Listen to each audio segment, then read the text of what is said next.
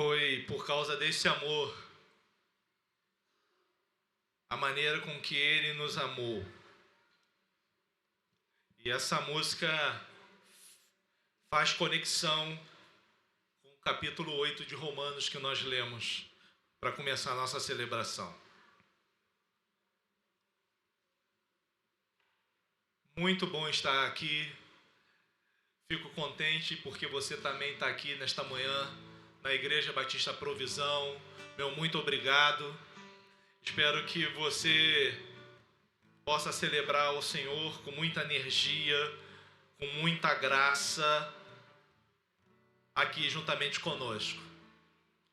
Queria convidar você a dar uma oferta ao Senhor, a dar o seu dízimo, que pode ser através de Pix, que está aí na cadeira, ou através de um valor convencional. É só levantar a mão que o envelope vai chegar a você. Eu peço a você que você mantenha a sua fidelidade, mantenha a sua generosidade, porque o início do ano é sempre complicado, aumenta demais a conta de luz. Então que você permaneça fiel para que um pouquinho seu, um pouquinho meu, um pouquinho de todos, a gente consiga um montante suficiente para sonar as nossas despesas. E eu tenho certeza absoluta que não vai faltar. Deus não vai deixar faltar para você absolutamente nada. Amém? Então permaneça na sua fidelidade. Queria convidar você a estar vindo nas quartas-feiras. Tem sido uma bênção, então continue vindo às 19h30. Amém? Queria convidar agora a Valéria, por favor. Valéria, graças a Deus, foi... O catéter saiu, né? E domingo passado eu estava muito preocupado e esse domingo eu estou muito contente porque o catéter foi embora. Isso gerou um alívio muito grande. Mas a Valéria vai conduzir um momento muito bacana que a gente vai ter. E antes dela conduzir, se você pegou o envelope, pode trazer, traz aqui. Fique à vontade, tenha total liberdade de fazer. Que hoje a gente vai ver mais um membro da Igreja Batista Provisão aqui. Amém? A paz do Senhor Jesus. Que alegria estar aqui. É uma felicidade tremenda. É engraçado que a gente entra naquele modo de rotina, né? E vai vindo e fazendo o que tem que fazer. E quando acontece alguma coisa que a gente precisa ficar um pouquinho afastado, gente, é muito difícil. É muito difícil. Vocês já ocupam um lugar enorme no meu coração. Então não consigo mais ficar longe de vocês. Então deveria estar em casa, quietinha, mas já estava com saudade, então tinha que vir. Graças a Deus está tudo bem, tá? Não fiquem preocupados, está tudo bem comigo. A gente vai fazer um momento de dedicação de um bebê. E essa é uma parte assim da nossa função que eu adoro, né? Que são trazer os bebês na presença do Senhor. Eu vou chamar a Karina, o William, que eles vão estar trazendo o Josué. E toda a família Leandro pode vir também, tá? Metade da igreja pode... Vocês podem, se posicionando. Ah, gente, olha isso, gente. Olha isso, gente. Ele está dormindo. Enquanto a família Leandro está chegando, eu vou ler o texto de Provérbios que está no capítulo 22, no versículo 6, que diz assim: instrua a criança seguindo os objetivos que você tem para ela. E mesmo com o passar dos...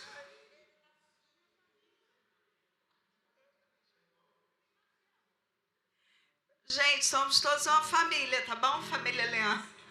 Eu, por exemplo, sou super agregada aqui na família Leandro, entendeu? Eu já me considero morando lá naquele condomínio. Qualquer dia a gente vai botar um puxadinho lá no condomínio de vocês. Eu vou ler de novo, né? Porque instrua a criança segundo os objetivos que você tem para ela, e mesmo com o passar dos anos, não se desviará dele. Existe uma tradução que é a mais conhecida, que diz que ensina a criança no caminho que deve andar, e quando for velho, não se desviará dele. Esse é uma responsabilidade e um compromisso enorme para os pais.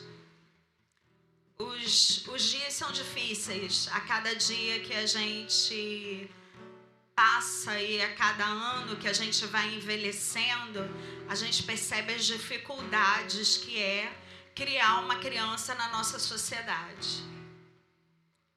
Como é difícil a gente segurar com as nossas mãos o conhecimento que os nossos filhos vão absorver. Todo mundo que é pai e mãe aqui sabe, né? Agora a gente está nessa idade aí da pureza e é uma bênção, é uma fofura, é uma descoberta todo dia, mas daqui a pouco vão vir outras fases. Vai vir a fase que ele vai andar, e aí quando ele estiver andando, ele vai decidir para onde ele quer ir. E depois vai vir a fase do pecado, que aí é a malcriação, é a rebeldia. E em todas essas fases vai ser necessário que vocês, como pais, se posicionem em relação à fé que vocês têm. E que vocês possam ter a firmeza de ensinar o Josué. E Deuteronômio fala uma coisa que eu adoro, que é ensina em qualquer momento, no tempo e fora de tempo, em qualquer lugar. Então toda hora é hora de ensinar.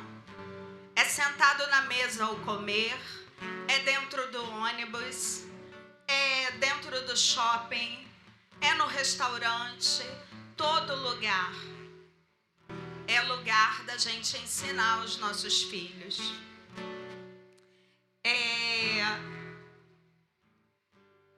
Eu vou ler aqui o compromisso e aí vocês vão responder, né?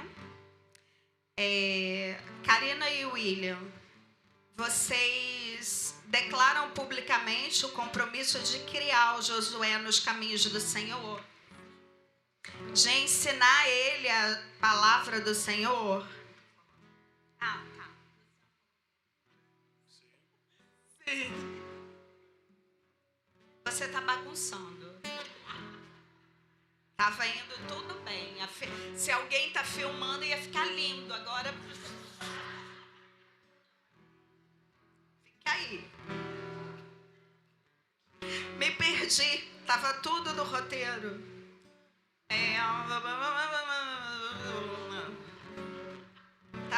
Tá bom. Vocês se comprometem a ser um exemplo de fé? Sim. E a proteger, cuidar com saúde e sabedoria, dependendo da direção divina? Sim. Amém. E vocês, como igreja, vocês se comprometem a apoiar esse casal nesse compromisso? Amém. Então a gente vai orar nesse momento pelo Josué e pela família, pedindo que as bênçãos do Senhor estejam sobre ele. Ah, já botaram ali para vocês verem, né? Olha como ele é lindo, gente. Deus abençoe. Pastor Luciano, pode... Ficou inibida agora, né?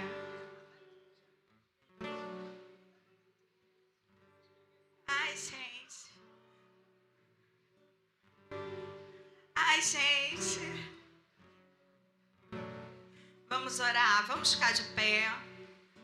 Erguer as nossas mãos, direcione as suas mãos santas, sem contenda, sem ira. E vamos abençoar a vida do Josué. Senhor meu Deus, estamos aqui, Senhor, nesse objetivo, que é algo tão lindo, de trazer o Josué e dedicá-lo a Ti, Senhor. Nesse momento, Senhor, eu sei que o Senhor já conhecia o Josué. O Senhor o formou, o Senhor estava lá. Quando lá no ventre, tudo sobre a vida do Josué já tinha sido direcionado. A sua saúde, o seu corpo, a sua personalidade. Nós pedimos a Ti, ó Deus, que o Josué seja como seu nome. Que ele seja um valente. Que ele venha para a vida, Senhor, para fazer diferença no Teu reino. Que ele possa crescer, se desenvolver com saúde, com inteligência, Senhor. Peço também que abençoe a Karina, o William, para que eles tenham sabedoria, Senhor. Para que eles tenham discernimento, Senhor. Para que eles tenham paciência, Senhor. Que o Senhor possa prover tudo necessário para o desenvolvimento dessa família, Senhor. Abençoe a família Leandro. Senhor, que lindo ver todos reunidos aqui. Que o Senhor possa trazer saúde, paz, amor, serenidade, Senhor, prosperidade para cada membro dessa família. Nos abençoe como igreja. Que a gente possa, Senhor, ter consciência desse compromisso de que somos a aldeia do Josué. Que vamos estar juntos, Senhor, que vamos colaborar, que vamos, Senhor, fazer a diferença para o crescimento desse bebê. Então, Senhor, de tudo eu peço, Senhor, esteja com a sua presença o tempo todo na vida dele. Em nome de Jesus. Amém. Você pode se sentar.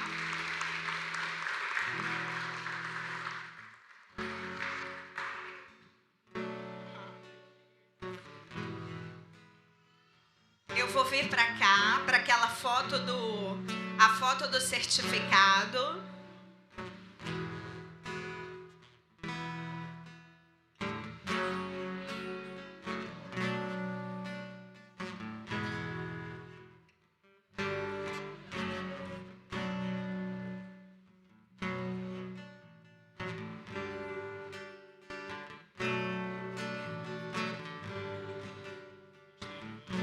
Pastor Luciano não quer devolver. Vocês sabem como é que é isso, né?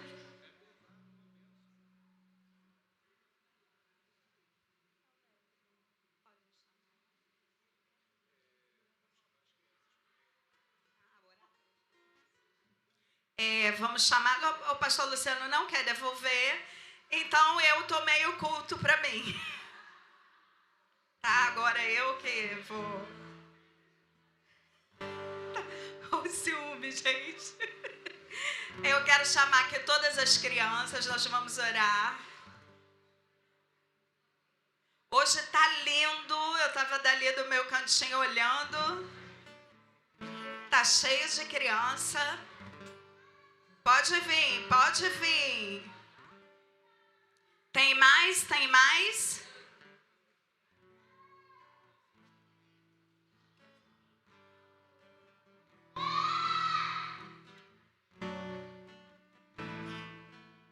Chegou todo mundo?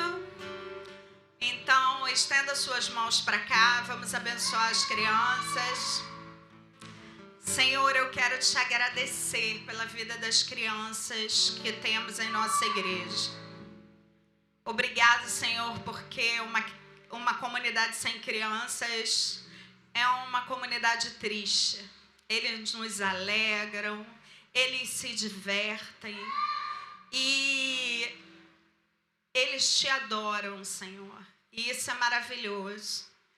Nos abençoe, nos ajude a instruí-los no teu caminho. Que hoje eles possam estar com seus coraçõezinhos abertos, as suas mentes descansadas, para poder absorver aquilo que o Senhor vai falar com eles. Que o teu Espírito Santo possa fazer um mover na vida deles. Que possa haver um avivamento entre eles. Para que, Senhor, todas essas crianças possam contribuir com essa comunidade hoje, amanhã e depois de amanhã. Que no futuro, Senhor, sejam pastores, ministros, músicos, adoradores, Senhor. Abençoe a cada um em nome de Jesus. Amém. Vai devolver? Sala 1. Todo mundo pode ir para a sala 1.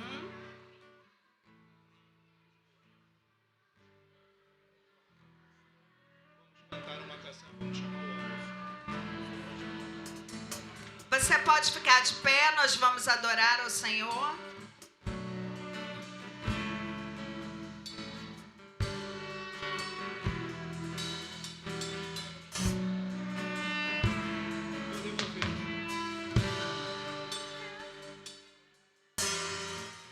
Junto ao poço estava eu, quando um homem judeu viu a sede que havia em mim. Quando que me conheceu e me ofereceu uma água que jorra sem fim.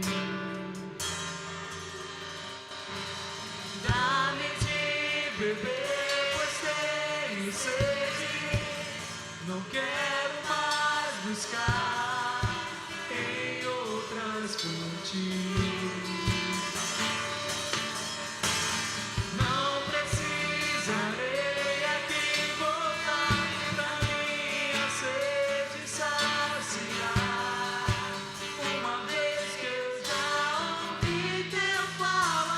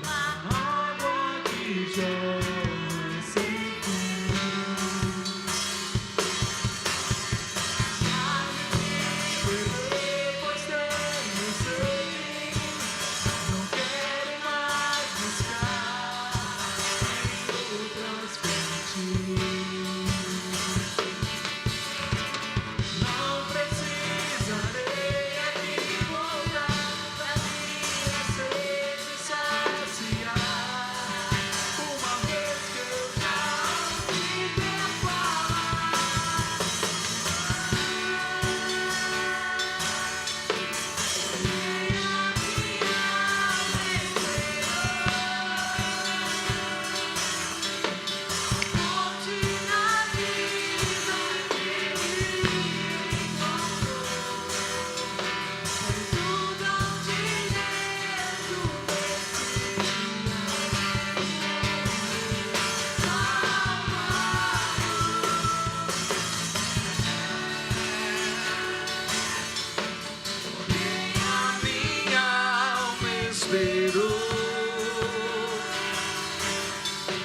a fonte da vida que me encontrou.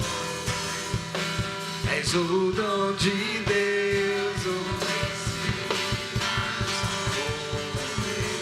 Salvador.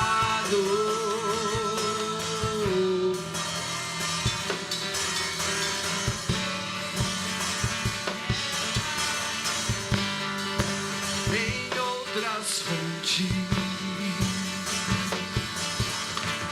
não precisarei aqui voltar pra minha sede saciar, uma vez que eu já ouvi meu falar. Quem a minha alma esperou,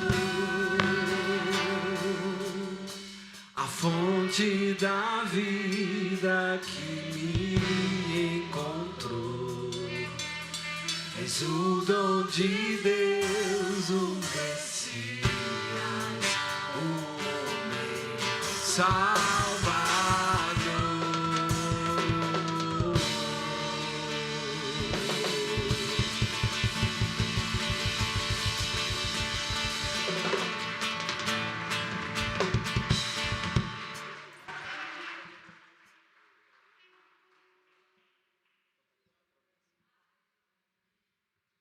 Amém. Bom dia, a paz do Senhor. Sejam muito bem-vindos os que nos visitam, os irmãos. Vamos abrir a palavra do Senhor no segundo livro de Samuel, 2 Samuel, capítulo 6. Segundo livro de Samuel, capítulo 6.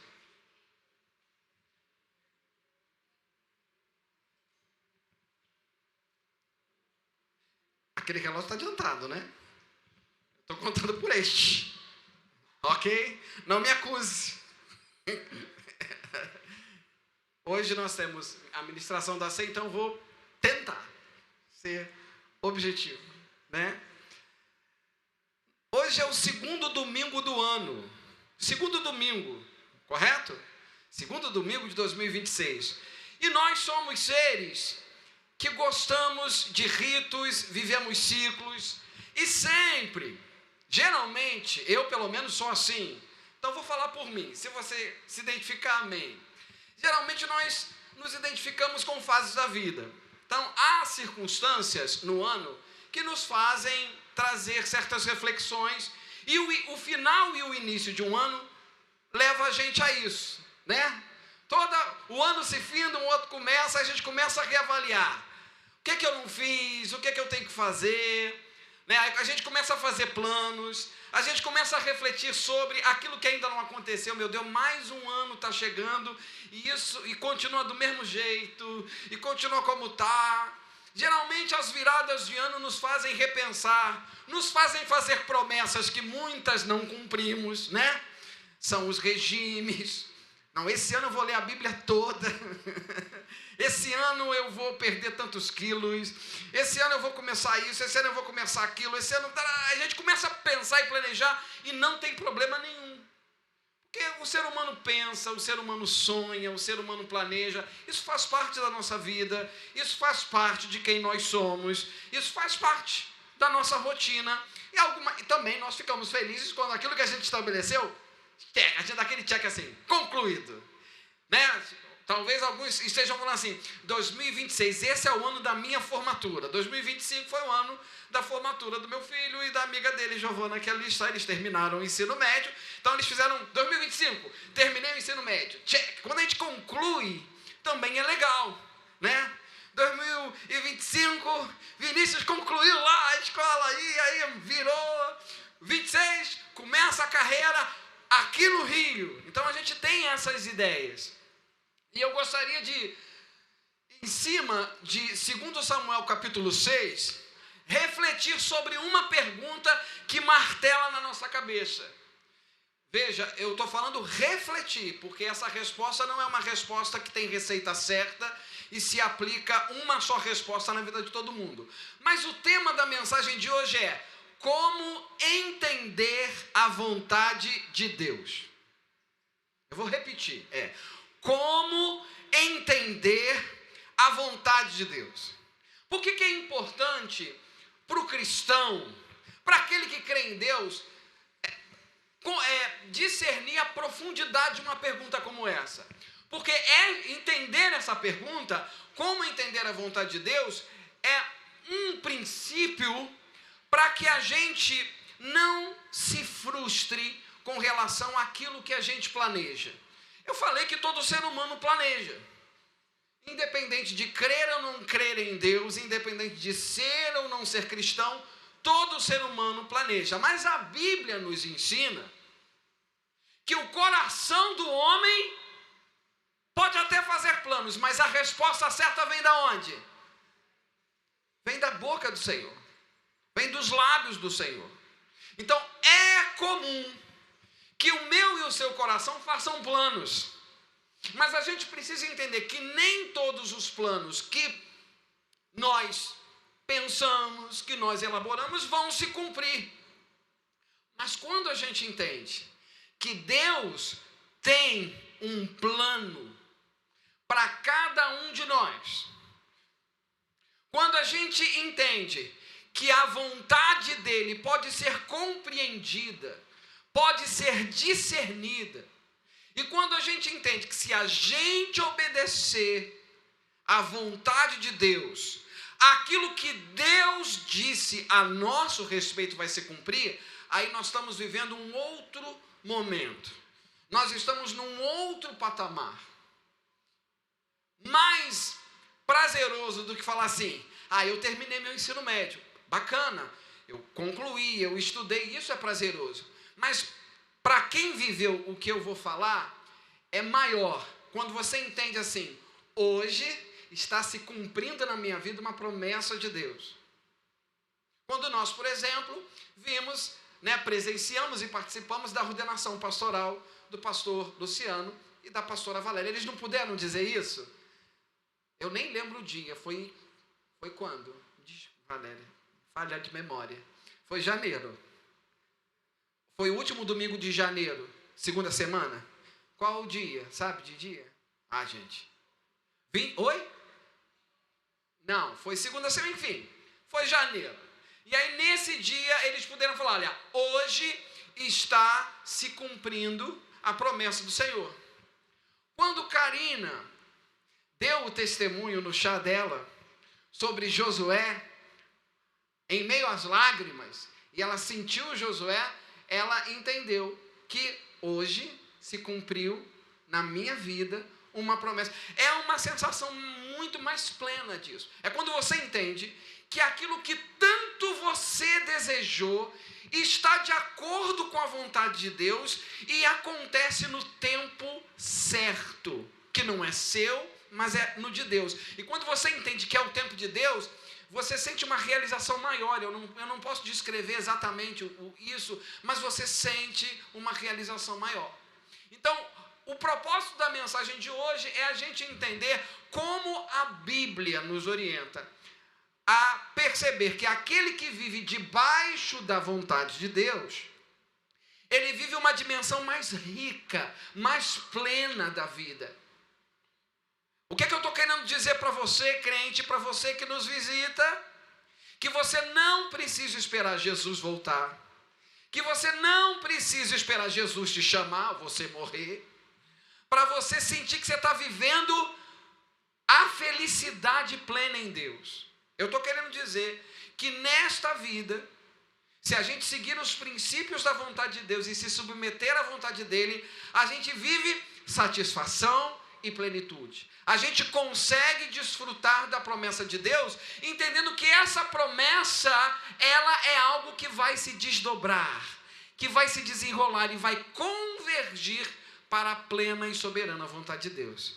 Ficou claro sobre o que vamos falar hoje? Como entender a vontade de Deus. Então vamos ler, segundo livro de Samuel, capítulo 6, versículo 1. De novo, a minha versão é a Nova Versão Internacional, primeira edição. De novo, versículo 1, capítulo 6 de 2 Samuel. De novo, Davi reuniu os melhores guerreiros de Israel, 30.000 ao todo.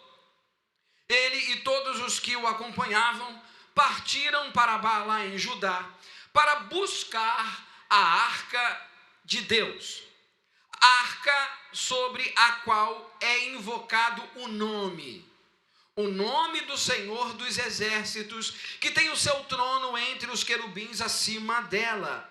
Puseram a arca de Deus num carroção novo e a levaram da casa de Abinadab na colina. Uzá e Aiô, filhos de Abinadab, conduziram o carroção com a arca de Deus. Aiô andava na frente dela.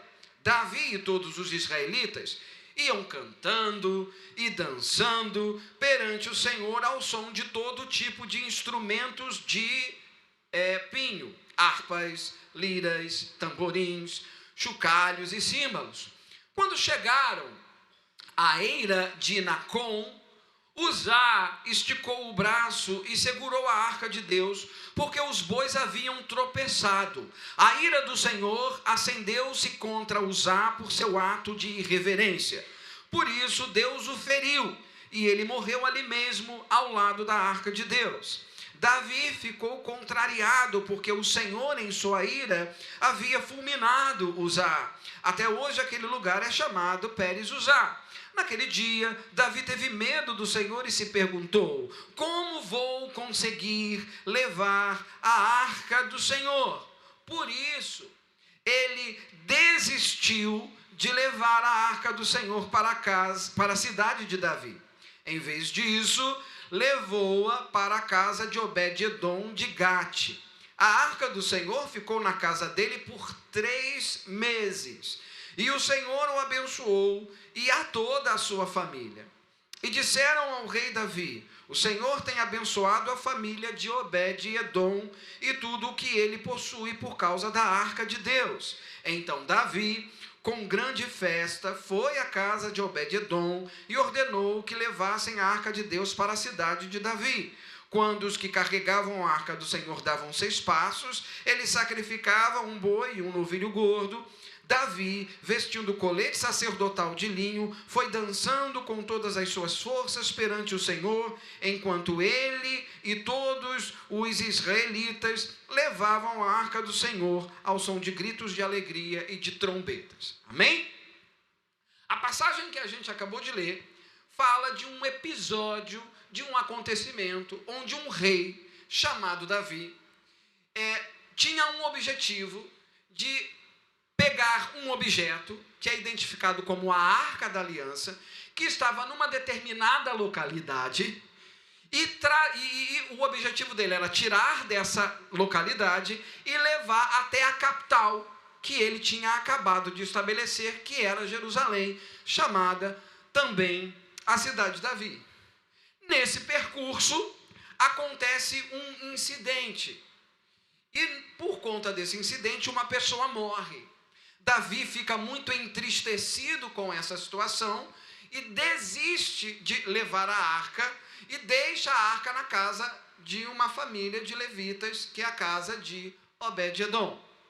A arca fica lá por 3 meses e a casa de Obed-edom prospera e é abençoada de tal forma que isso chega aos ouvidos de Davi. Davi, ouvindo isso, entende que isso é um sinal de continuar o projeto inicial, que era de levar a arca até a cidade de Davi. E aí ele prepara e finalmente conduz a arca até a cidade de Davi. Para que a gente entenda como essa passagem de 2 Samuel se encaixa no tema da mensagem, como entender a vontade de Deus, a gente precisa entender alguns elementos nessa passagem. Primeiro elemento é o que é a arca. Segundo elemento, quem é Davi. E o terceiro elemento, por que a arca deveria ir para Jerusalém, para a cidade de Davi. Então vamos entender ao longo desta mensagem essas 3 questões. O que é a arca da aliança? Quem é o rei Davi? E por que a arca tinha que parar na cidade de Jerusalém? A Arca da Aliança é um objeto, uma espécie de um baú, vamos entender, um baú grande, feito de madeira, né? E esse baú ele é revestido de ouro puro e ele tem uma tampa. Esse baú tem uma tampa que é chamada de propiciatório. Essa tampa chamada de propiciatório, ela não é feita de madeira, ela é feita de ouro puro, de ouro maciço. E em cima dessa tampa tinham duas imagens, duas figuras de anjos chamados querubins, que são anjos que têm 4 asas, como a Bíblia descreve, e esses anjos, um fica de frente para o outro, em cima da tampa, e isso é a arca. Dentro da arca, tinham 3 elementos pela tradição: as tábuas ou os 10 mandamentos, um vaso com o maná e a vara de Arão que floresceu. Como o nosso objetivo não é pregar sobre a arca, eu não vou entrar no detalhe disso. Mas o que a gente precisa entender? A Arca da Aliança, no Antigo Testamento, ela simbolizava a presença de Deus. Então, a primeira informação mais importante que a gente precisa discernir nesta manhã é que a Arca da Aliança, este objeto, representava a presença de Deus. Mas, irmão, como é que surgiu? Surgiu quando lá no Êxodo, Moisés, levantado por Deus, tirou o povo do Egito debaixo de sinais e maravilhas, as famosas 10 pragas, e Deus abriu o Mar Vermelho e derrota definitivamente os exércitos de Faraó e conduz o povo ao Monte Sinai.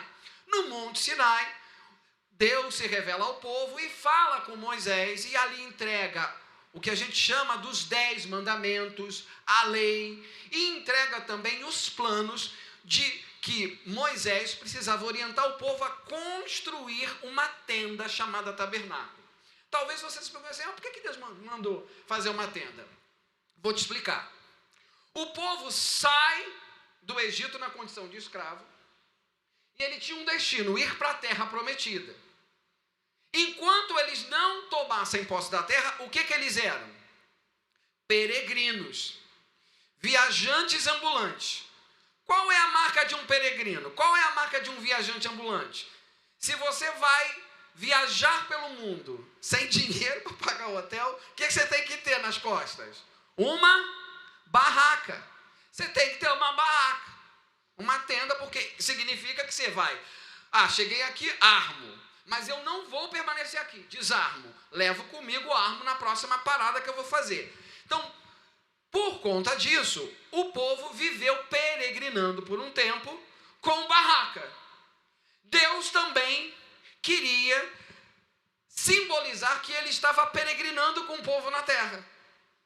Então, qual foi a ideia? Moisés, já que vocês têm barraca, faz uma para mim. Quando vocês montarem o acampamento, vocês montam a minha barraca também. O tabernáculo é exatamente isso. Um sinal de que Deus caminhava com o povo. O tabernáculo era uma barraca, o tabernáculo era uma tenda, que significava que quando o povo parava, armava-se a tenda, e detalhe, o tabernáculo ficava no meio do acampamento, simbolizando que Deus estava no centro, que Deus era a referência. E durante a caminhada pelo deserto, Deus de manhã, durante o dia, manhã e tarde, imagina um dia como o de hoje, gente. Dia fresco, um dia de verão brasileiro, com sol escaldante. Quando a gente para debaixo de uma árvore, de uma sombra de árvore, não dá aquele frescor? Eu digo para vocês, a gente é de praia aqui no Rio, mas quando você vai para o Nordeste, você fica mal acostumado. Porque lugar bom para ter praia bom é no Nordeste. Por quê? Porque a praia no Nordeste, as águas são quentes, não são águas geladas. Maravilhosas. Eu fui para Maceió, fiquei lá 1 ano e meio, então eu entendo bem pelo menos as praias de Maceió, tá bom? De Maceió. Outra coisa que eu amo nas praias do Nordeste, tem rede lá, gente. Tu vai numa praia, tu não perde uma barraca, tu fica numa rede. Olha que delícia. E a rede sempre fica à sombra de uma árvore. Então, por mais que tenha aquele sol nordestino arretado, né, Ana? um sol arretado de bom, você não sente. Por quê? Você está numa barraca, deitado numa rede. Né, Luiz? Não é bom? Luísa, Durval conhece também, né, Durval? Tem um povo aqui que conhece, né, avó? As praias do Nordeste. Você está numa rede, numa árvore, numa sombra, e aquela brisa do mar. Aí você entra na água, não está aquela água quente de lagoa, como a gente tem algumas experiências aqui, não está aquela água gelada também, está aquela água gostosa que tu fica ali, tu boia, maravilha. Então, durante o dia, Deus aparecia lá no meio daquele deserto como uma nuvem, para ser essa brisa fresca, esse frescor, para que o sol não consumisse o povo no deserto. E durante a noite, o que acontecia? Porque no deserto tem uma coisa interessante. De dia é muito quente, como o calor que a gente está vivendo agora. Mas de noite é muito frio. Então, de dia, Deus era a sombra para aliviar o calor. E de noite, no meio daquele frio, Ele era coluna de fogo para aquecer o povo. Esse é o nosso Deus. Então, a presença de Deus pode ser simbolizada por elementos como a nuvem, pode ser simbolizados por elementos como a coluna de fogo à noite, e pode ser simbolizada por objetos como a arca. Nós vamos celebrar hoje a ceia. O pão e o suco de uva não são literalmente o corpo de Jesus e o sangue de Jesus. Representam. Então aqui é um exemplo de algo que pode simbolizar. O suco de uva representa o sangue, não é o sangue, representa o sangue de Jesus, e o pão representa o seu corpo moído a nosso favor. Isso é um exemplo de simbologia. O que acontecia? O tabernáculo, que era essa tenda, ele era dividido em 3 áreas. Tinha um pátio grande, cercado, que era chamado de átrio, e dentro da tenda, essa tenda era dividida em 2 áreas, santo lugar. E lá no interior, mais escondidinho, era o santíssimo lugar, que era separado por uma cortina, que era chamada de véu. Dentro do santo lugar, no pátio, tinham 2 móveis. O altar onde os animais eram sacrificados, porque o sacrifício de animais representava o sangue de Jesus. A bacia, que o povo sacrificava, então se lavava na bacia com água. Dentro do tabernáculo a gente tinha do lado direito a mesa com 12 pães da proposição. Do lado esquerdo nós tínhamos o candelabro com 7 hastes. No meio, antes da cortina, a gente tem o altar do incenso, que representa as orações. E atrás da cortina nós temos o quê? A arca, no Santo dos Santos, que representava o lugar onde a presença de Deus estava. Onde a presença, quando à noite a coluna aparecia, ela estava sobre o Santíssimo Lugar. Então o povo entendia que a coluna aparece no Santíssimo Lugar, em cima da arca, e a arca representa a presença de Deus. E por conta do pecado, o povo tinha medo da presença. E o povo não podia se aproximar da arca. Só quem podia se aproximar do tabernáculo, dos objetos do tabernáculo da arca, eram os levitas, que pertenciam à tribo de Levi. E só quem podia ver a arca uma vez por ano, segundo Levítico capítulo 16, era o sumo sacerdote que entrava uma vez por ano no santo lugar para fazer expiação pelos pecados da nação. Então a arca era algo muito reservado, porque a presença de Deus era reservada, era o lugar mais santo, o lugar mais separado. Todo mundo entendeu o que significa a arca? O povo vai tomar posse da terra, com Josué entra na terra, só que o povo não obedece às orientações de Josué e cai em pecado. Aí vem o período dos juízes. E no período dos juízes, o povo que fazia o que queria, do jeito que queria. Não, o livro de juízes significa: eu não faço a minha vontade, eu faço a vontade do Senhor. Eu não faço a vontade do Senhor, eu faço a minha vontade, eu faço o que eu quero. E por conta disso, eles viviam em guerra com nações e perdiam e eram aprisionados. E lá no final do livro de Juízes, mais exatamente no início do livro de Samuel, fala de uma situação muito triste, onde Eli, que era o sumo sacerdote, e seus filhos não tinham o temor do Senhor. e o povo estava vivendo debaixo do pecado, e teve uma guerra com os filisteus, que eles estavam perdendo, e eles acharam que a arca seria a garantia da vitória. E pegaram a arca e levaram a arca para o acampamento, e o povo vibrou, só que o povo perdeu. Os filhos de Eli morreram, ele morreu, e a partir disso Samuel foi levantado como sacerdote, sumo sacerdote, depois como juiz e profeta. Mas o povo perdeu. O que aconteceu com a arca nesse contexto? Os filisteus roubaram a arca e usaram essa arca como um troféu de guerra. Aí, como os filisteus sabiam que a arca simbolizava a presença do Deus de Israel, eles botaram dentro do templo de Dagom. Assim, vencemos não só Israel, vencemos o Deus de Israel. E aí aparece aquele episódio em que Dagom cai, amanhece caído diante da arca. Esse foi o primeiro indício de que os filisteus tinham mexido, catucado onça com vara curta. Na verdade, catucaram um leão com vara curta. Essa é a verdade.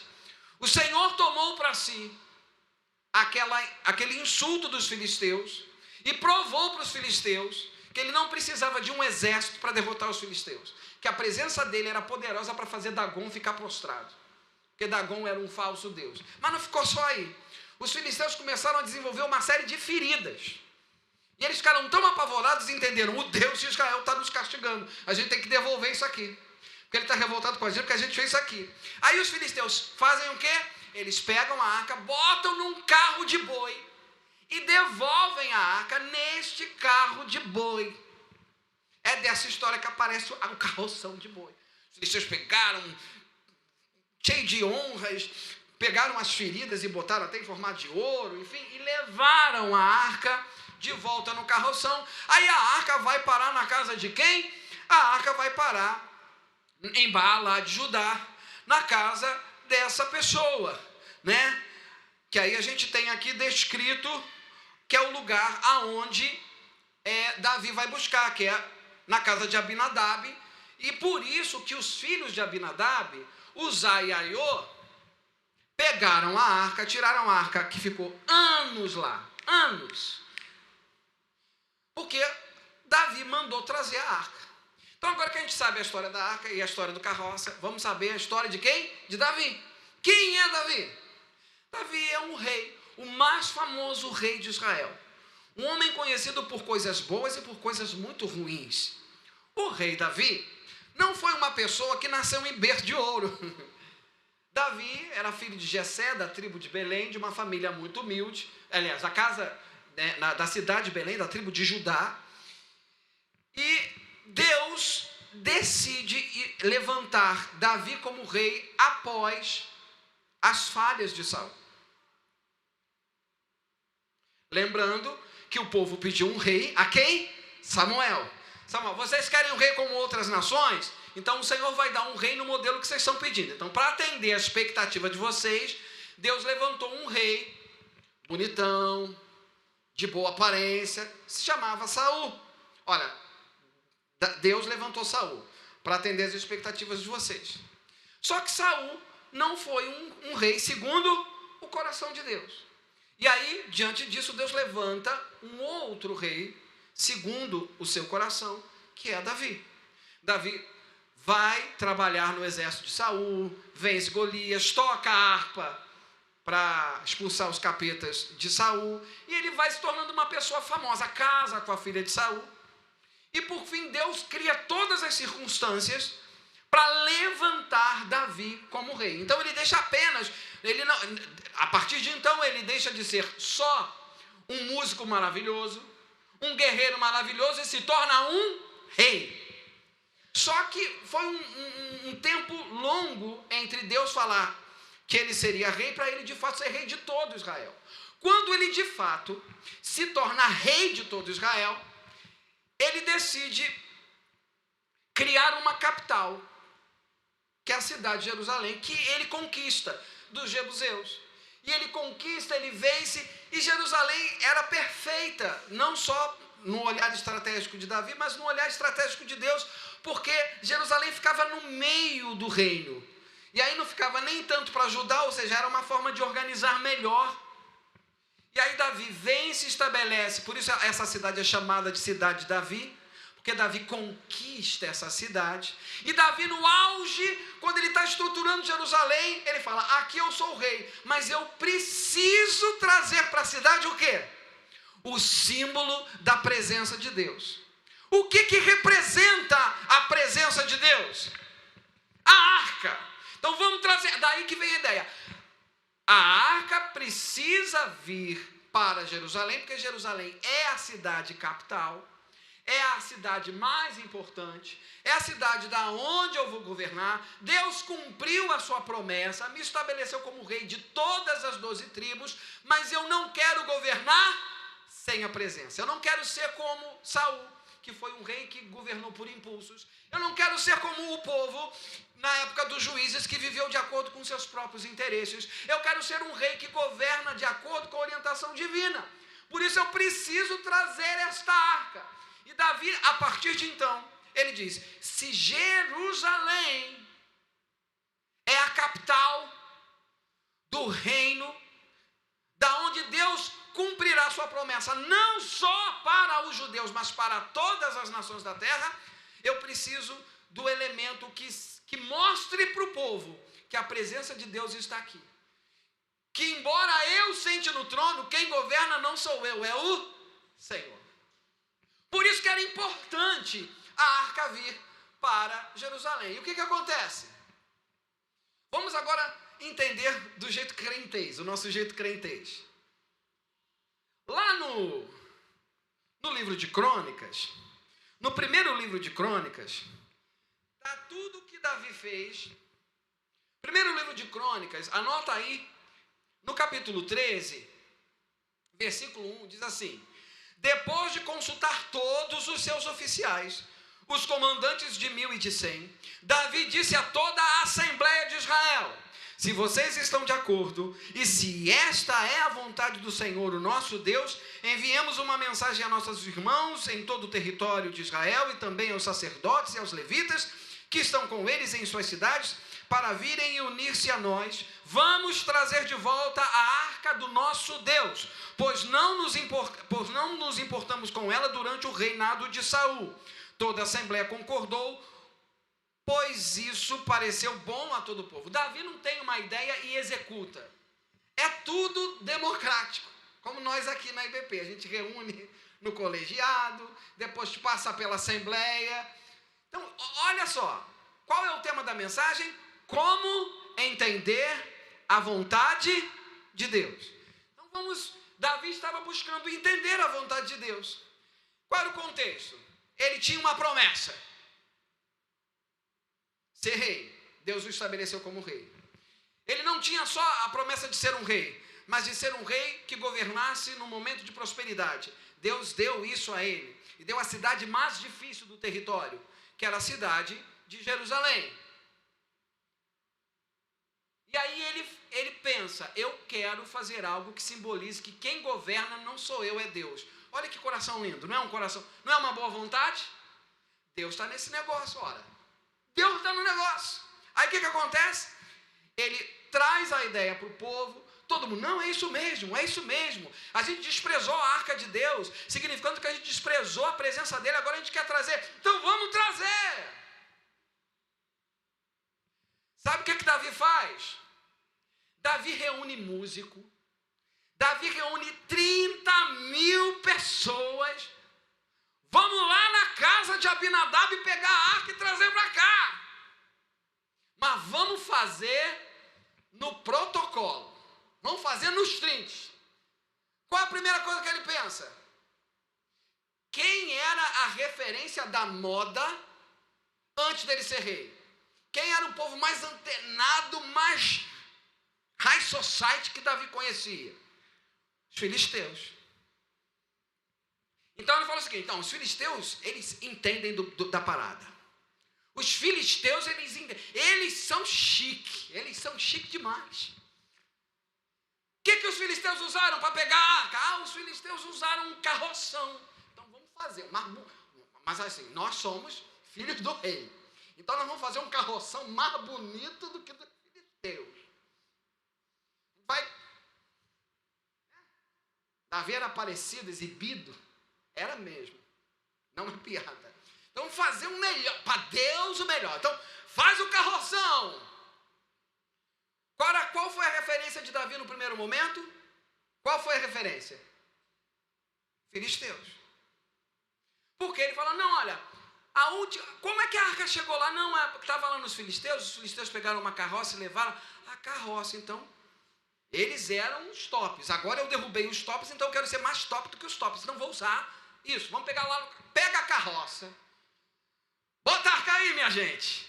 E botar a arca na carroça, e estava tudo transcorrendo bem, e olha, tinha tudo.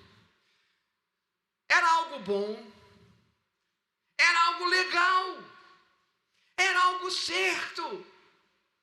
Davi não estava querendo se enaltecer, mas a presença de Deus.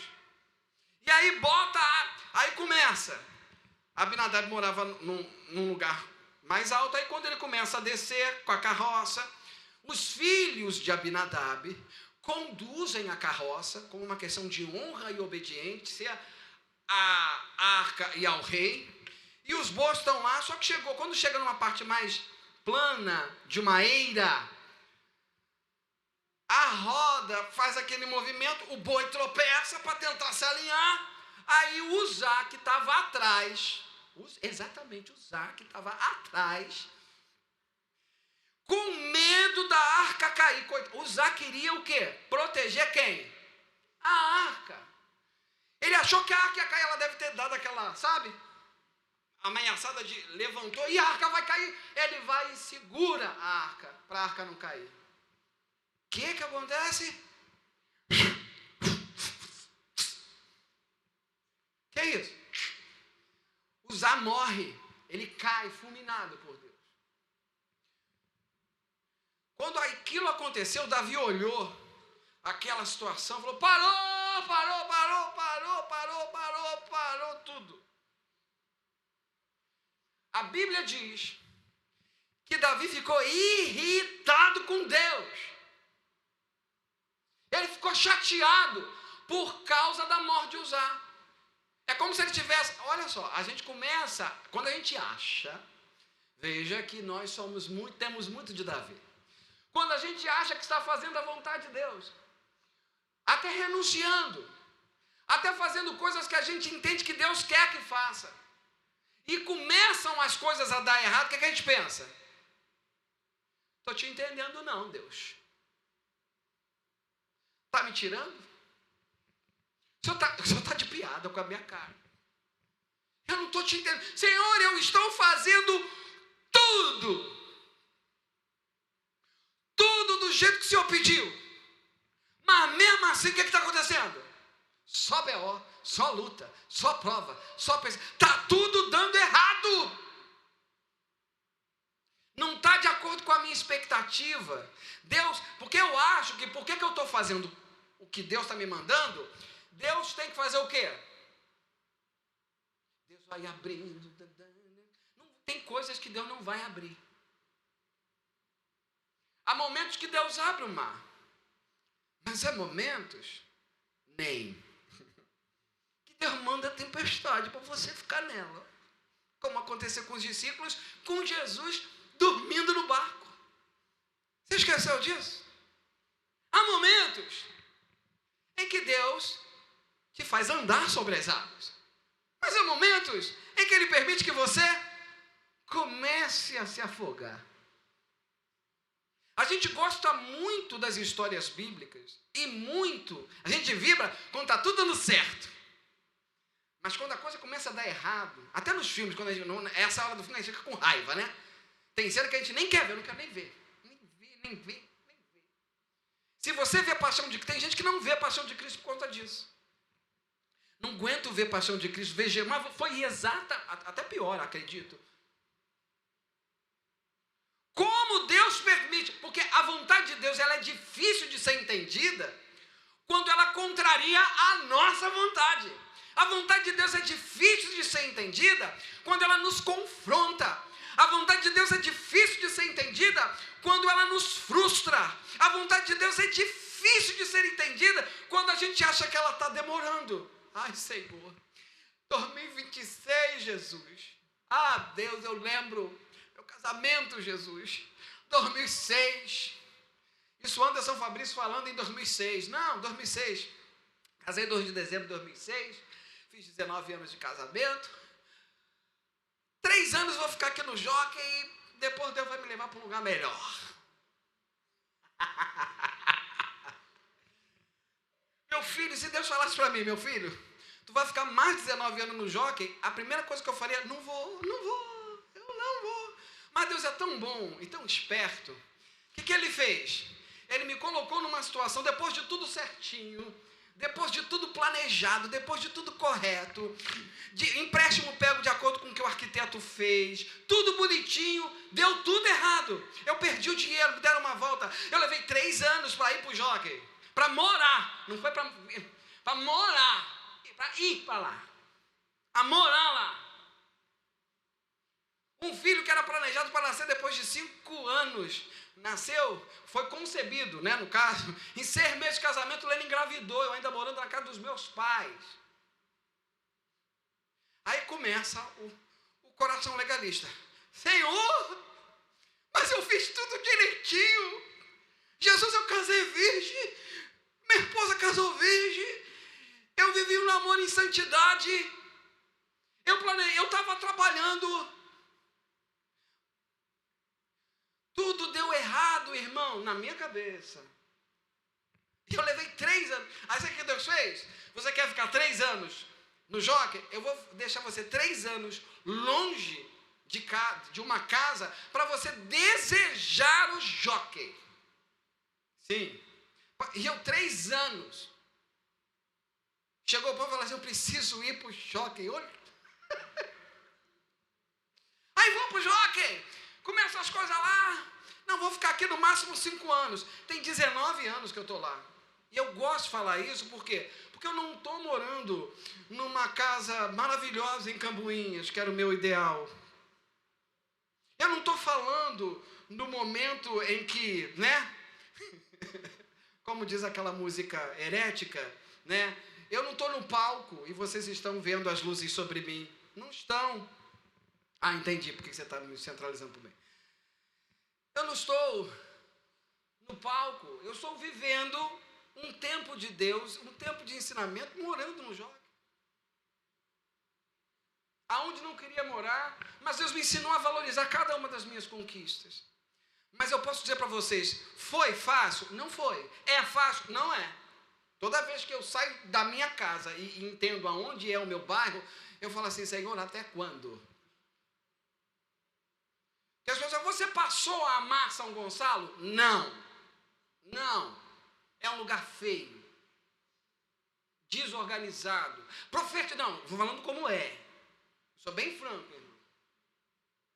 Se você fosse escolher, você escolheria São Gonçalo para morar? Não. Também não escolheria Barra. Como eu já falei para vocês, eu escolheria morar em Niterói, em Cambuinhas, numa casa a 1 quadra da praia. Esse é meu ideal de casa. Se você quiser a resposta, eu te dou agora. Não gosto de São Gonçalo. O Jockey é um dos piores lugares de São Gonçalo. Porque se São Gonçalo já é ruim, o Jockey é pior ainda. Em termos de infraestrutura, segurança, saneamento básico. Mas uma coisa que eu aprendi é a honrar o que Deus me dá. E a primeira coisa que eu combinei com a minha esposa, se não moramos no bairro onde queremos, vamos construir a casa que desejamos. E eu venho investindo na nossa casa. Eu aprendi a me contentar no Senhor com as pequenas conquistas, com as pequenas coisas. E vou ser muito sincero com vocês, por mais que eu queira sair, eu dormi todos. Eu nunca fiquei sem dormir porque morava no Jockey. Sinceramente, eu não tenho nenhuma frustração. Deus me liberou disso. O que Deus precisava tratar em mim era o quê? Paciência, ansiedade. E eu estou lá de tal forma que a minha esposa já estava falando, nós precisamos sair daqui. Eu cheguei para ela e disse, vamos esperar mais um pouco. Falei, Jesus, estou trabalhando no coração do vaso. Daí ela fala assim, não, a gente precisa sair daqui. Eu sei, mas a gente precisa esperar mais um pouco. Se ela falasse há 10 anos atrás, vamos embora. Algumas pessoas não entendiam quando eu estava num momento bom financeiramente, ganhando um bom salário. Por que você não sai do Jockey e vai morar de aluguel? Eu falei, porque eu preciso estar onde a minha mão alcança. Eu tinha salário para morar muito bem de aluguel. E eu optei, eu não posso fazer, porque eu tinha uma convicção de que aquele emprego tinha um propósito. Então, quando você começa a discernir algumas coisas, você não toma decisões. E volto a dizer, porque eu discerni certo, quando eu fui demitido, eu não sofri na intensidade que eu sofreria se eu estivesse morando de aluguel. Se eu estivesse morando de aluguel no lugar onde eu queria morar, porque o meu salário dava para pagar, financiando o carro que eu queria, eu teria que abrir mão do carro, eu teria que abrir mão do aluguel e voltar para o Jockey. Seria muito mais doído para mim. E eu discerno isso. Tem coisas, quando a gente vai viver a vontade de Deus, algumas coisas a gente precisa entender. A palavra é o princípio. A primeira coisa para a gente entender o melhor da vontade de Deus é, quando você está diante de uma decisão, diante de um sonho, diante de um projeto, a primeira pergunta que você deve fazer, não é, Senhor, qual é a sua vontade? A vontade dele já está revelada aqui.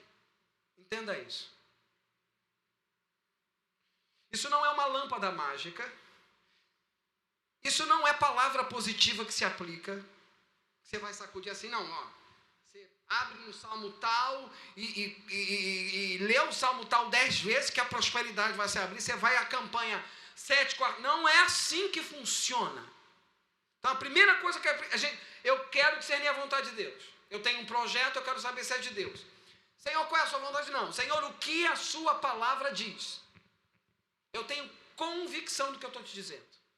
A Bíblia tem vários versículos, vários capítulos e vários livros. Mas a partir do momento que você quer discernir a vontade de Deus, você pergunta, não, o que o Senhor quer, Deus? Você pergunta, o que a sua palavra diz? Nós temos o Espírito Santo. O Espírito Santo nos conduzirá a uma palavra que nos dará discernimento.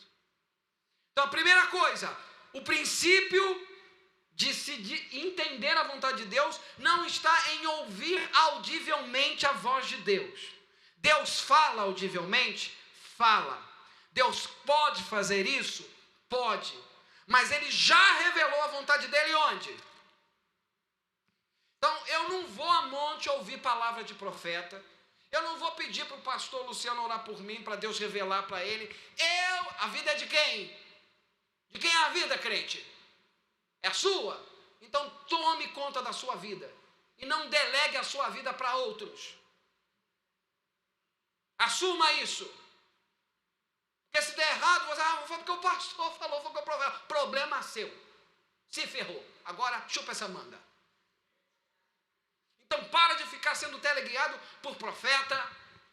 Tem uns mau caráter aí que, inclusive, mediante Pix, profetiza o que você quiser.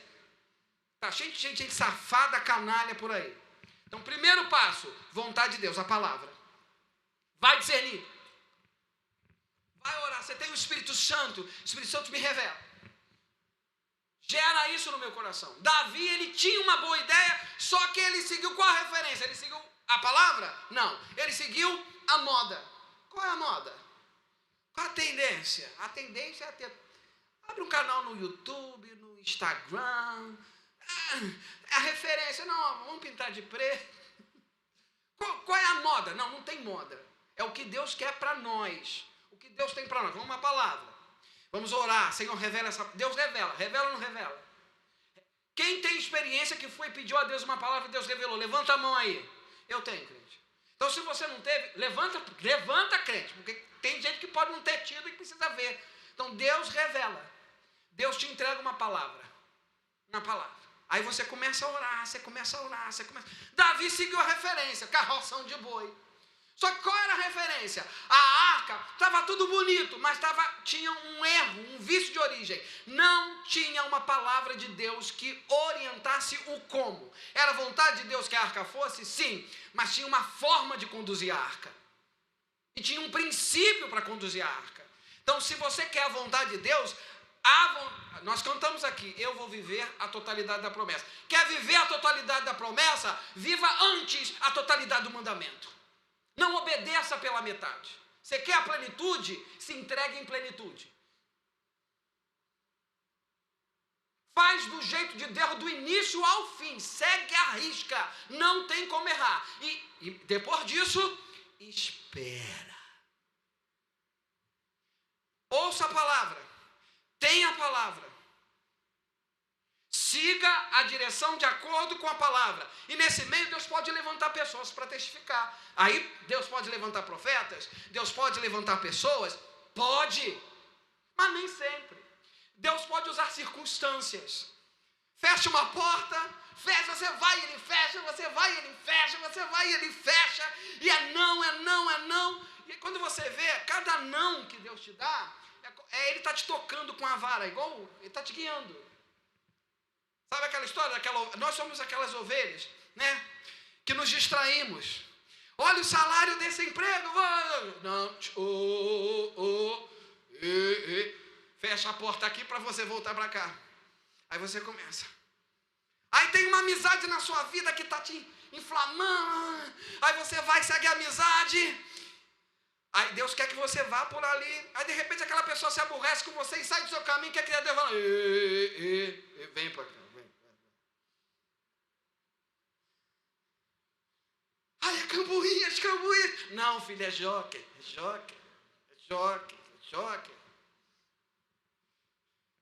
Começa a trabalhar na editora, começa a ganhar dinheiro e começa a se dedicar menos ao ministério, menos ao estudo da área que Deus quer. O que é que Deus faz? Não tem mais moderna não. Vem, eu vou, Senhor. Deus usa circunstâncias para nos moldar a sua vontade. Tem a palavra revelada, tem a direção, você segue a risca essa direção. Deus pode levantar pessoas, usar circunstâncias. Acredite. Porque se você tem convicção de que é a palavra de Deus, de que é a promessa de Deus, acredite e somente obedeça. E enquanto obedece, espere. Sabe o que aconteceu? 3 meses se passaram. Davi botou na casa de Obed-Edom, porque ele tinha desistido. Não é vontade de Deus então que a arca vá. Vou voltar para cá, né? Não me aquieto, né, Vinícius? Ficar no meio. Cada gravação. Vai para a casa de Obed-Edom, deixa ela aí. Ela se acostumou na casa dos outros. Bota aí, Obed-Edom é um levita. Não vou levar. 3 meses se passam. E Obed-Edom prospera. O que é que Davi começa, na circunstância, a discernir? Não.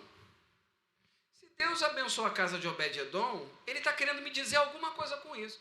Eu tenho que trazer a arca. Só que lá no livro de Crônicas é lindo isso. Davi ele entende então. Não foi errado querer trazer a arca. Aonde está meu erro? Porque quando a gente sai da rota, a gente precisa fazer o quê? Coração quebrantado, coração contrito, se humilhar na presença de Deus. O erro não está com Deus, o erro não está na palavra de Deus, o erro não está na promessa de Deus, o erro está em mim. Então eu preciso falar, sonda-me, ó Deus, vê se é em mim, aonde eu errei, me dá discernimento, Senhor. Se eu pequei, Senhor, eu quero confessar meu pecado, Senhor, aonde está? E Davi foi buscar, e aí tem uma hora que ele fala assim, como a palavra de Deus diz que nós devemos trazer a arca, e ele entende pela palavra, a arca não é trazida em carroça de boi, a arca é trazida em ombro de levita. Este é o princípio. Então é isso que está errado. Então vamos corrigir, trazer a arca da maneira certa, da maneira de Deus. E assim Davi fez. E a arca foi trazida e houve festa, houve celebração. E Davi estabelece um tabernáculo diferente. Uma tenda onde ficava só a arca e os cantores em volta dela adorando. Porque isso apontava para algo maior. Para uma adoração livre, onde todas as nações da terra iriam a Jerusalém adorar a Deus em espírito e em verdade, sem limitações, sem véu, sem restrições. A presença de Deus seria manifesta. Um outro elemento que a gente precisa entender para finalizar. Aquilo que Deus realiza na sua vida não diz respeito a quem você é, diz respeito a quem Ele é. Aquilo que Deus realiza na sua vida não é para você ficar curtindo, é para que por meio do que ele fez na sua vida, as pessoas vejam isso e glorifiquem o nome do Senhor, o nome daquele que é digno. Quando ele é exortado por Mical, lá no final do capítulo 6, ele vai dizer assim, porque Mical fala que ele fica se humilhando, e ele diz, no verso 21, foi perante o Senhor que eu dancei, perante aquele que me escolheu, em lugar de seu pai ou de qualquer outro da família dele, quando me designou soberano sobre o povo do Senhor, sobre Israel. Perante o Senhor celebrarei e me rebaixarei ainda mais e me humilharei aos meus próprios olhos. Ele tinha convicção de que ele precisava trazer a arca para Jerusalém, não para que ele fosse honrado, mas para que o nome do Senhor fosse perpetuado. E é a partir dele que o Senhor estabelece uma relação entre Jerusalém como um lugar físico na terra, onde o seu nome foi exaltado. E é a partir de Davi que se gera uma descendência que viria Jesus. Então não é sobre Davi, é sobre Jesus. Quem é o rei que manifesta a glória? Não é Davi, é Jesus. Davi não sabia disso. Mas Davi viveu na própria vida o símbolo disso. Pare é muito pequeno você pensar que a realização de uma promessa diz respeito a só você, a só a sua família. Se você ficar olhando só para você, a possibilidade de você se frustrar é muito grande. Toda promessa está dentro de um propósito maior.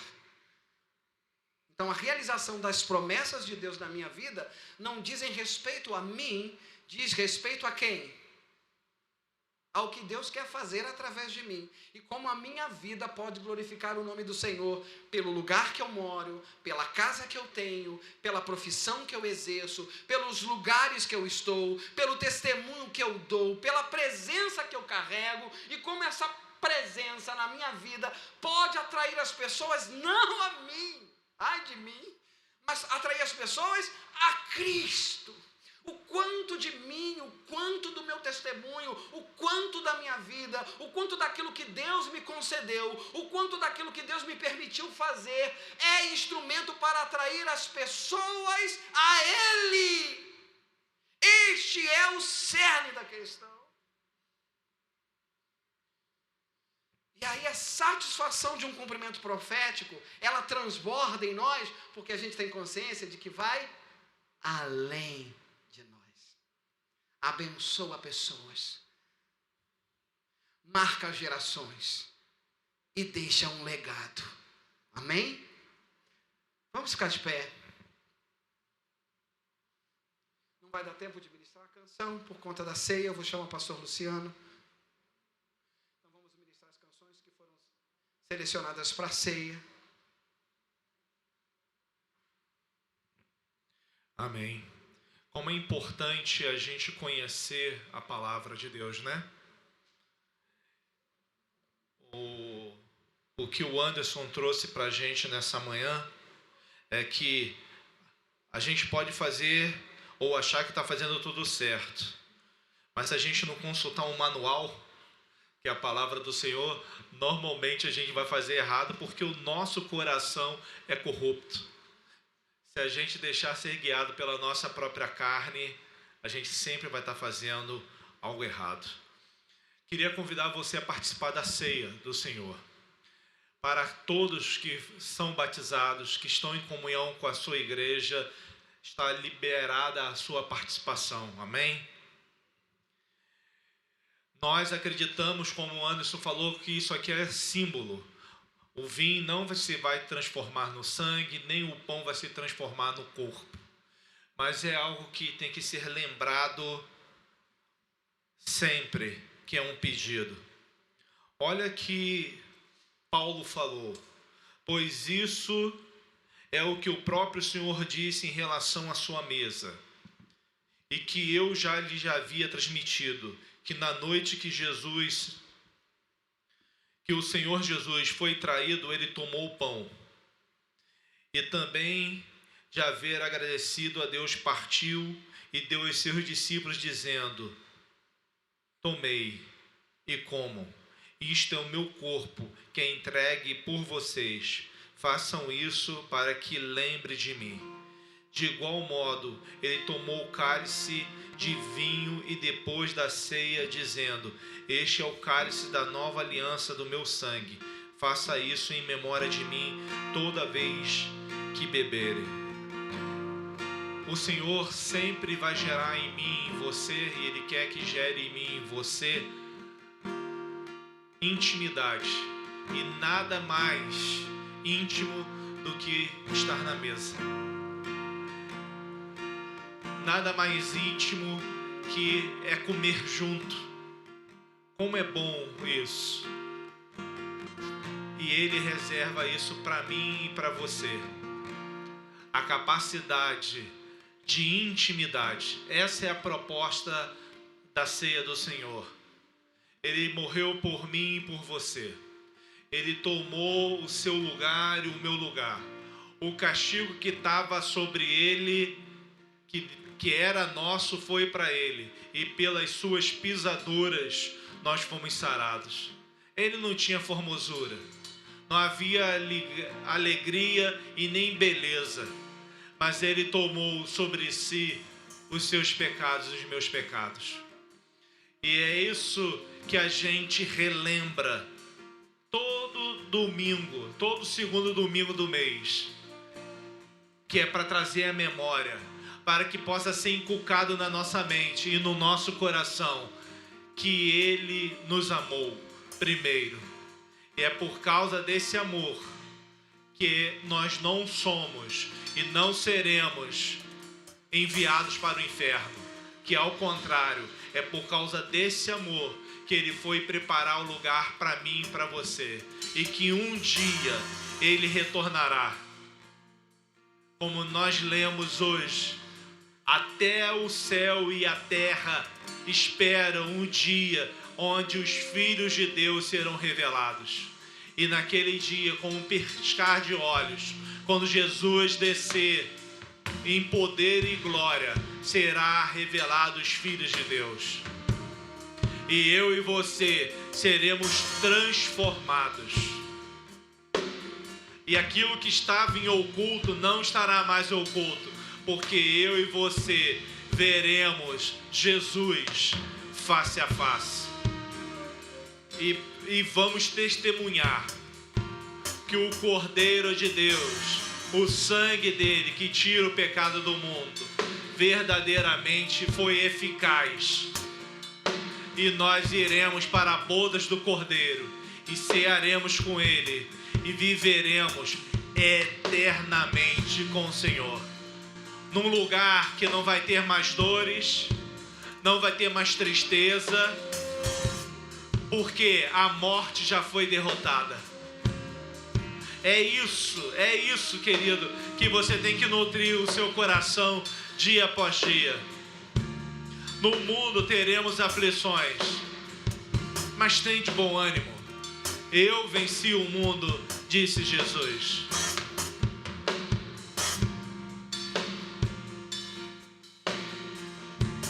Vamos louvar ao Senhor.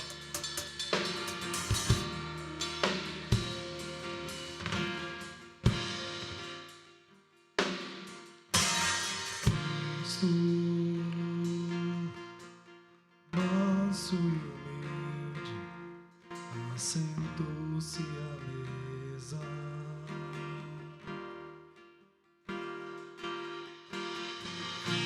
Filho de Deus se encarnou e assentou-se à mesa.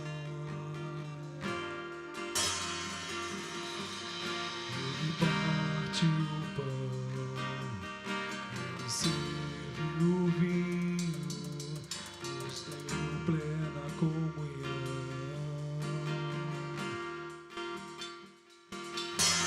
Alguém não recebeu? Se rasgou.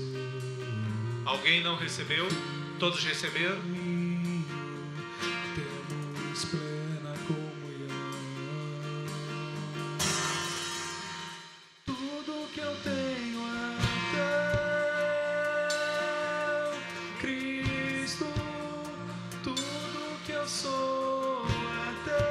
cante. Filho, minha casa, meu dinheiro, meu destino por inteiro, tudo é teu. Entregue toda a sua vida a Jesus. Estou manso e humilde, assento-se à mesa.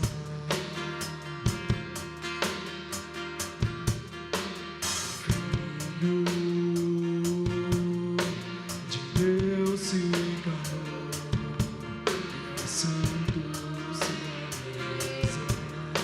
Cristo está aqui neste lugar.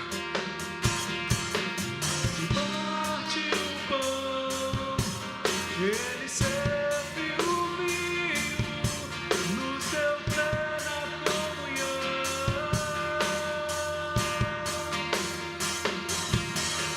E o véu se rasgou, fez um vivo caminho, temos plena comunhão.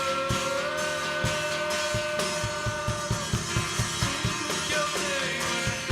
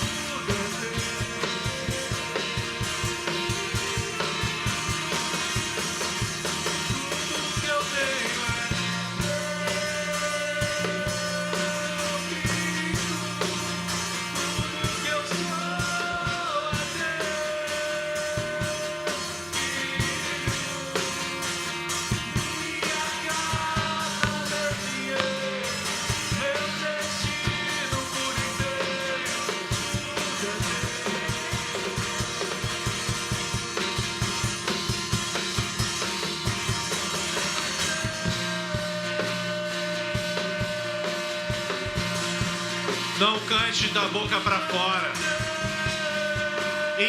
Entregue a Cristo tudo.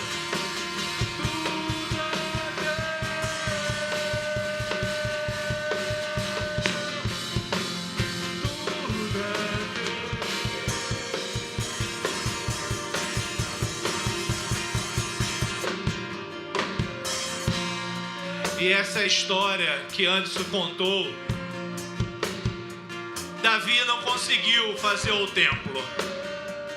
Quem fez foi Salomão. O filho dele fez algo extraordinário. E o templo se perpetuou. Mas naquele dia, o que tinha sido simbolizado, como a gente viu o Anderson falar, o Santíssimo Lugar tinha uma cortina. Quando Cristo se entregou por mim e por você naquela cruz, essa cortina, esse manto, esse véu rasgou de cima para baixo, simbolizando que nada, absolutamente nada, pode nos separar mais de Cristo e de Deus. E é por causa disso que nós vamos participar todos juntos, até que Ele venha, dessa celebração desta manhã. Pegue o seu pão, estenda na sua mão, diga: obrigado, Jesus, tudo é teu, eu sou teu, o que eu tenho é teu. Participe todos juntos. Agora, por favor, coma.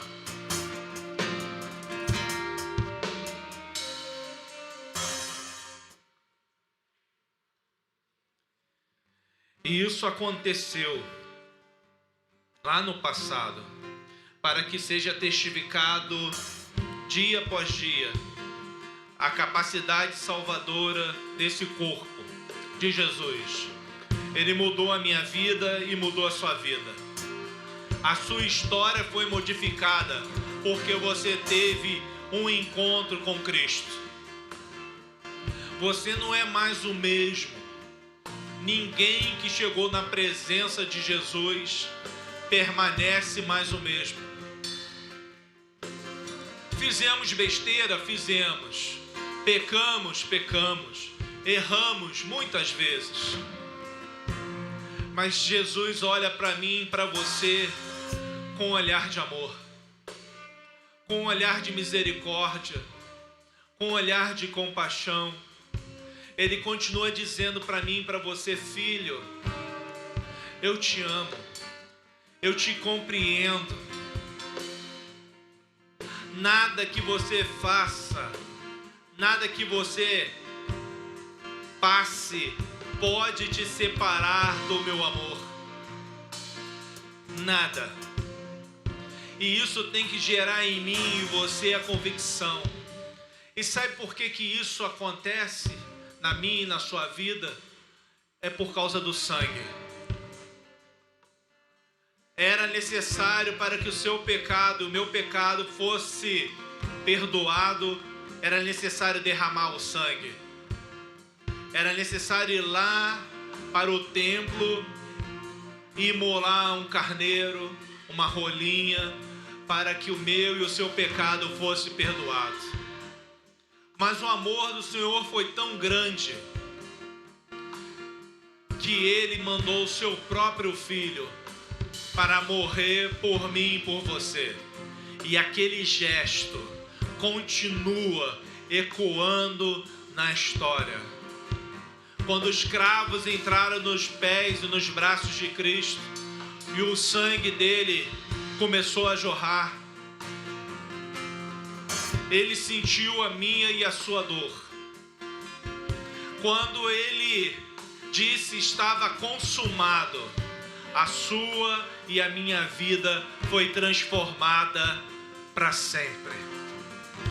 Porque o castigo que nos traz a paz estava sobre ele, e pelas suas pisaduras, feridas, ela foi curada. E é por causa disso que você hoje participa desse símbolo. E é por causa desse sangue que um dia todos nós juntos iremos ver esse Deus face a face. Então, com muita alegria no seu coração e no meu coração, vamos participar todos juntos do vinho que simboliza o sangue. E é por causa dele que eu e você não iremos para o inferno, ao contrário, é por causa dele que nós iremos para o céu, todos juntos, em nome de Jesus.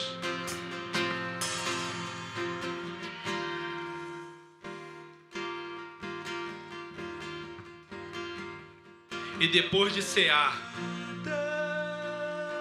os discípulos saíram, louvando ao Senhor. E é a mesma coisa que nós vamos fazer. Você ceou? Sim, claro. Você pode. Só um instante. Eu não gosto de quebrar protocolo, eu sou muito protocolar também. Mas o Espírito Santo está me incomodando e eu não posso despedir os irmãos sem compartilhar aquilo que o Espírito Santo colocou no meu coração. Quando eu voltei ali para sentar, o Senhor falou: eu preciso que você ministre ao coração de pessoas que desistiram da promessa. Eu não posso despedir vocês sem fazer um apelo nessa manhã. Há pessoas aqui desanimadas. Eu preciso fazer isso. Eu quero chamar você que tem estado desanimado, que como Davi desistiu por um momento de levar a arca para Jerusalém, você fala: não é vontade de Deus, eu quero desistir. Eu quero chamar você aqui na frente porque eu quero orar por você, para Deus renovar as suas forças. Venha, eu quero orar por você. Eu estou me sentindo perdido, eu estou me sentindo frustrado, eu tenho sido tomado de um desânimo, e o meu coração como o de Davi, querendo desistir, achando que Deus não vai fazer, achando que já passou a minha hora, já deu meu tempo. Venham para frente, venham, vamos ficar juntos. Eu acho que Deus desistiu. Eu acho que não é para mim. Eu acho que meu tempo passou.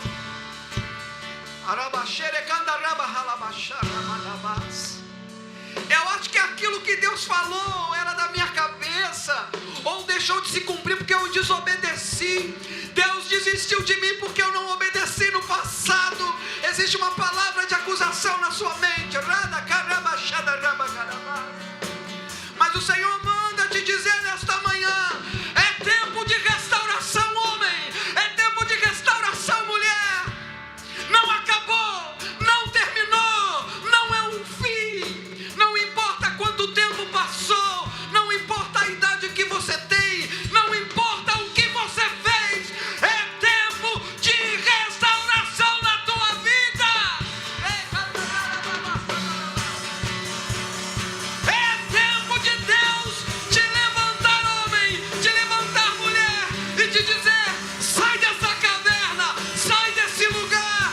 Eu não te fiz para ficar aí.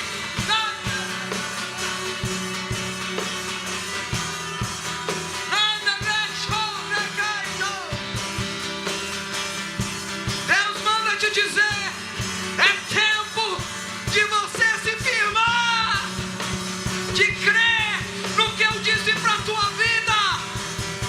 Não foi palavra de homem, não foi empolgação da carne. Fui eu que prometi.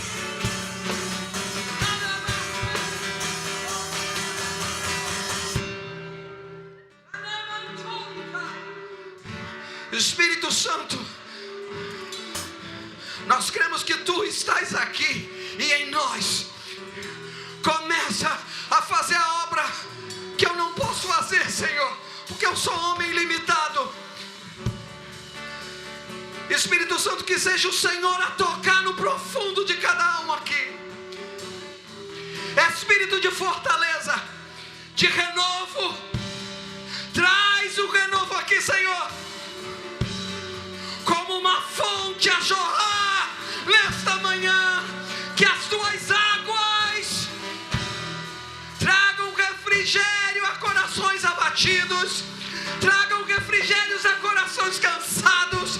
Renova a esperança, renova os corações.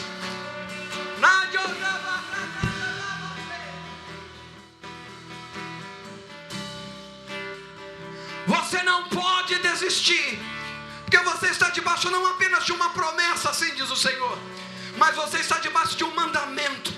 Deus te deu uma direção, e Deus diz para você: põe-te de pé, levanta-te e dispõe-te a fazer o que te entreguei.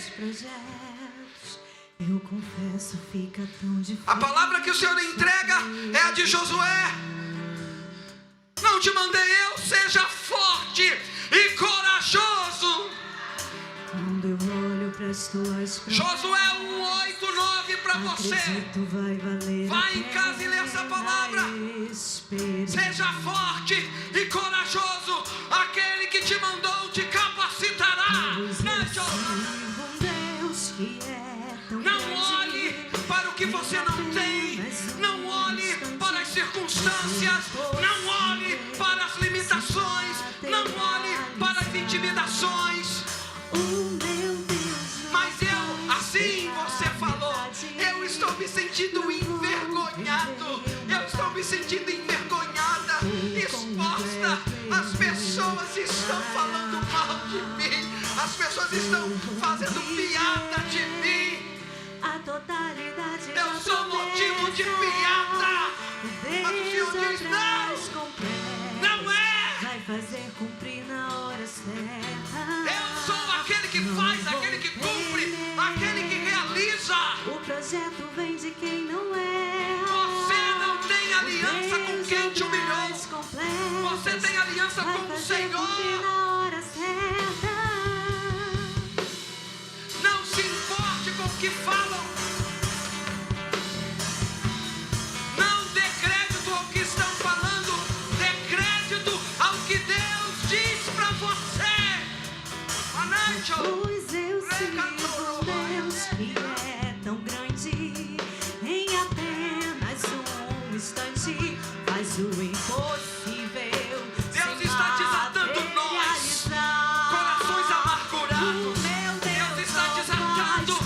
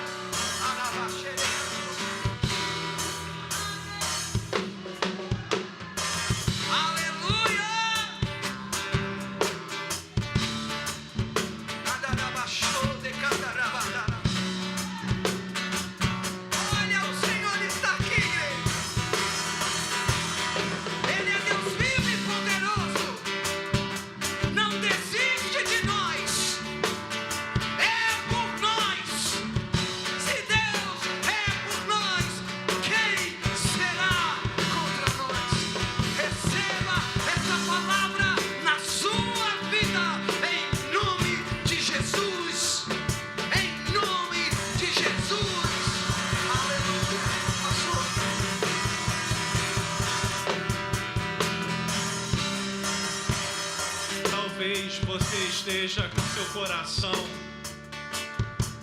partido. E o Senhor manda dizer para você uma coisa. Como foi nos dias de Neemias, a obra é grande e tem muita tarefa, mas Ele vai estar com você todos os dias. E aquilo que você achou que ia demorar muito, será abreviado o tempo, porque eu estou contigo. Amém? Lembre de Neemias na sua vida. A obra é grande, mas foi feito num tempo recorde. E a dissolução, o opróbrio, os muros que estavam derrubados foram reconstruídos. Talvez o seu muro, o seu coração precisa ser reconstruído. Deixe Deus agir na sua vida. Que o amor de Deus, que a graça de Cristo Jesus, as doces e santas consolações do Espírito Santo, seja sobre a sua vida, sobre a vida da tua família, hoje e sempre. Amém. Deus abençoe. Espero vocês aqui na quarta-feira. Excelente semana.